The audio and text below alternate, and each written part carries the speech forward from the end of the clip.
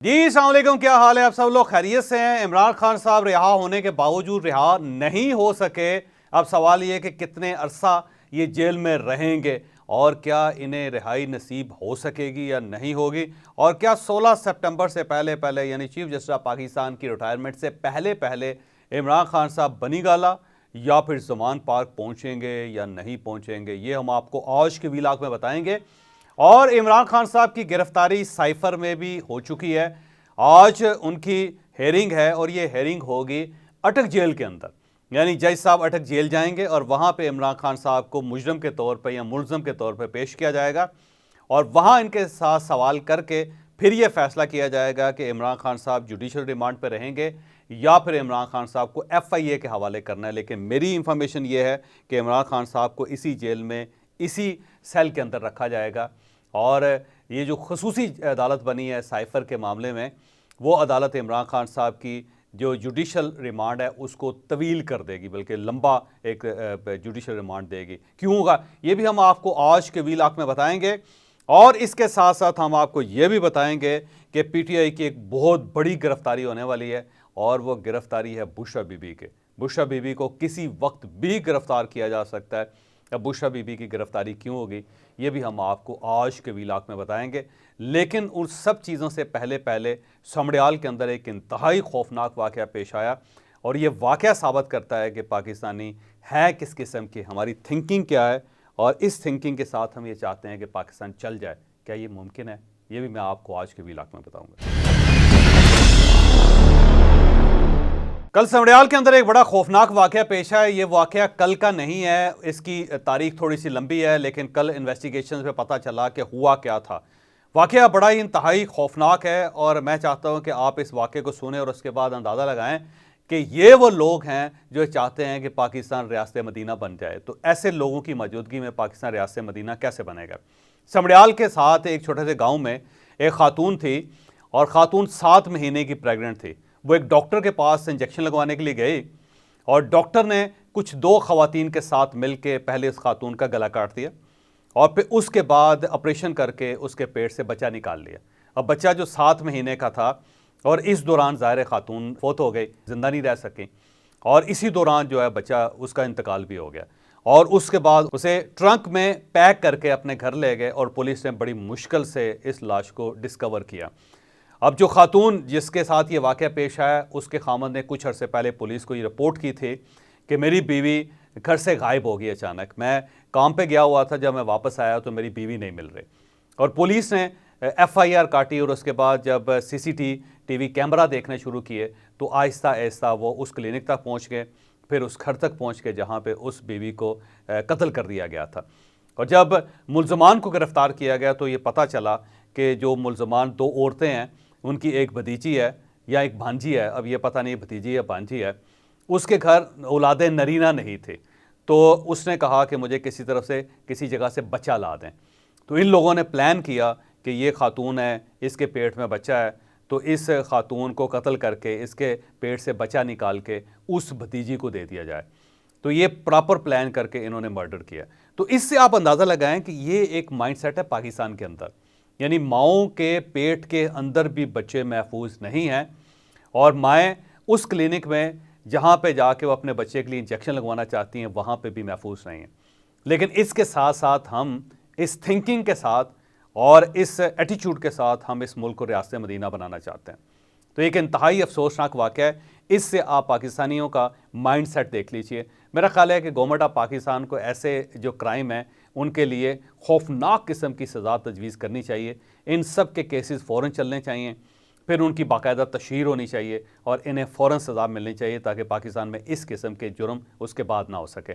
हम अब इमरान खान साहब के केस की तरफ आते हैं। 2 दिन पहले इस्लामाबाद हाई कोर्ट ने इमरान खान साहब का तोशाखाना के केस में फ़ैसला महफूज किया था, जिसे कल 11 बजे सुना दिया गया और उस फैसले की रोशनी में इमरान खान साहब की सज़ा को मुअत्तल कर दिया था। और चीफ जस्टिस आमर फारूक, जिनकी PTI ने ठीक ठाक ट्रोलिंग की थी, उन्होंने ये फैसला सुनाया और उसके बाद ज़ाहिर है वहाँ पे ढोल बजने शुरू हो गए। वकला ने एक दूसरे को मुबारकबाद पेश करनी शुरू कर दी।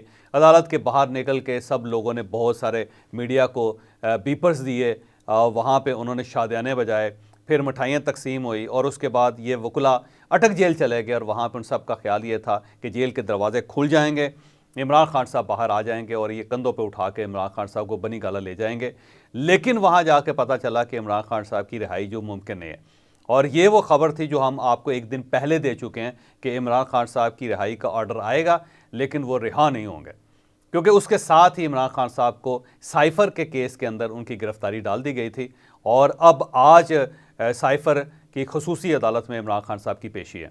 लेकिन इस बार इमरान खान साहब अदालत तशरीफ़ नहीं ले जा रहे, जज साहब जो हैं वो अटक जेल आ रहे हैं, लिहाजा अटक जेल के अंदर अदालत लगेगी और इमरान खान साहब से साइफ़र के बारे में पूछा जाएगा। अब साइफ़र के मामले में इमरान खान साहब के पास को बहुत ज़्यादा डिफेंस नहीं है। उसकी 4 वजूहात हैं। पहली वजह यह है कि इमरान खान साहब ने साइफ़र खुद 27 मार्च 2022 को जलसे के अंदर लहराया था और उन्होंने कहा था कि ये वो लेटर है, ये वो धमकी है जो अमेरिका से हमें मिली। तो आप अब इसको डिनाई नहीं कर सकते कि मेरे पास साइफ़र नहीं था या साइफ़र की कापी नहीं थी।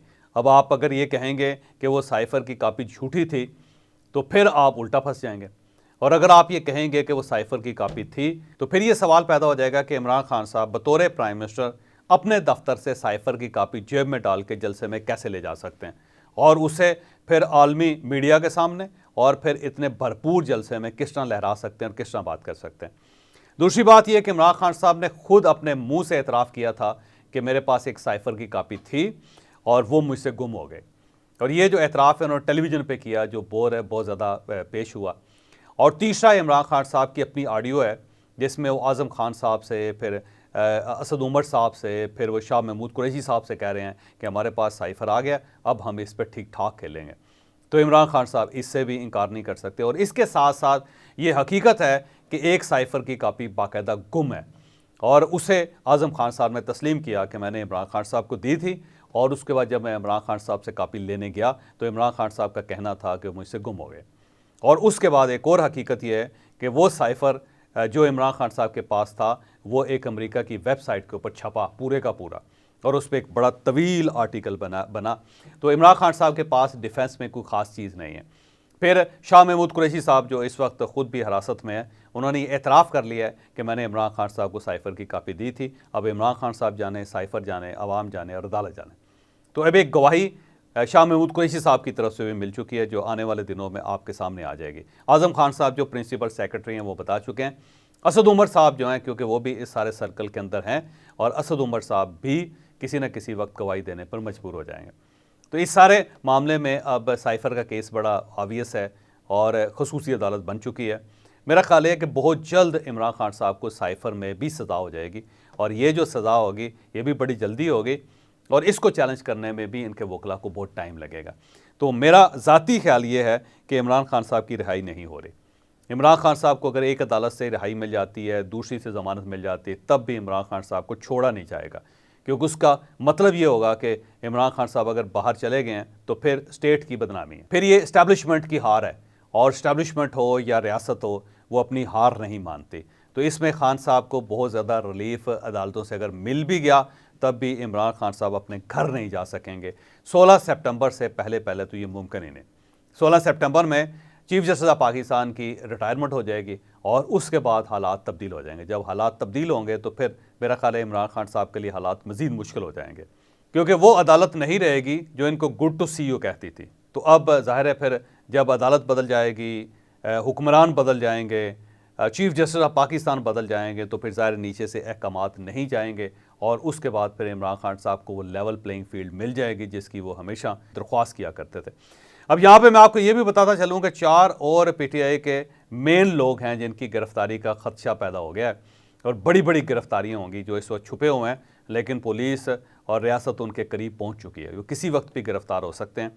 यहाँ पे शेख रशीद साहब के बारे में बताता चलूँ कि शेख रशीद साहब पाकिस्तान में नहीं है, वो सेंट्रल एशिया के एक मुल्क के अंदर हैं, वहाँ पे वो पनाह गज़ीन है, मुल्क का मुझे पता है, और वहाँ पे शेख रशीद साहब कर क्या रहे हैं वो भी बड़ी होशरुबा दास्तानें हैं, वो आने वाले दिनों में यकीनन खुलेंगी। लेकिन शेख रशीद साहब को मैं बताता चलूँ कि पाकिस्तान के रियासती अदारे उनके करीब पहुँच चुके हैं, किसी वक्त भी उनकी गिरफ्तारी हो जाएगी और उन्हें जहाज़ पर बिठा के पाकिस्तान लाया जाएगा। और इसके साथ साथ 3 और लोग हैं जिनकी गिरफ्तारी किसी वक्त भी आप सुनेंगे और आप हैरान रह जाएंगे कि ये या इन तक पुलिस कैसे पहुंची। यहाँ पे बुशरा बीबी के बारे में बताता चलूँ कि बुशरा बीबी के बारे में भी गिरफ्तारी का फैसला हो चुका है। किसी वक्त भी ये नैब की हिरासत में चली जाएंगी, क्योंकि कोशिश ये की जा रही है कि बुशरा बीबी क्योंकि इमरान खान साहब से मुलाकात करती रहती हैं, और जब ये गिरफ्तार हो जाएंगी तो फिर इमरान खान साहब की फैमिली में कोई ऐसा शख्स या खातून नहीं है कि जो इमरान खान साहब से मुलाकात कर सके। तो वो जो एक सिलसिला है, बुशरा बीबी से कुछ इंफॉर्मेशन पहुँचती है, बाहर निकल के बुशरा बीबी उन लोगों तक इंफॉर्मेशन पहुंचाती है, तो उसको कट डाउन कर दिया जाएगा। तो उससे आने वाले दिनों में आप देखिएगा कि बुशरा बीबी के बारे में भी कोई बहुत अच्छी खबर आपको नहीं मिलेगी। आज वकला ने फैसला किया इमरान खान साहब के कि अटक जेल में जब उनकी समाअत होगी तो वकला बड़ी तादाद में अटक जेल के बाहर जाएंगे, काले कोट आज आपको नज़र आएंगे और वहाँ पे इमरान खान के लिए नाराबाजी भी होगी। अब इमरान खान साहब का बनता क्या है, अल्लाह बेहतर जानता है, क्योंकि अल्लाह ताला ही है जो हर बुराई को अच्छाई में तब्दील कर सकता है या हर अच्छाई को बुराई में तब्दील कर सकता है। तो इमरान खान साहब को चाहिए कि अल्लाह ताला से तौबा करें और अपने मामलात को दुरुस्त करने की कोशिश करें, क्योंकि सरहद स्टेट पीछे हटने के लिए तैयार नहीं है।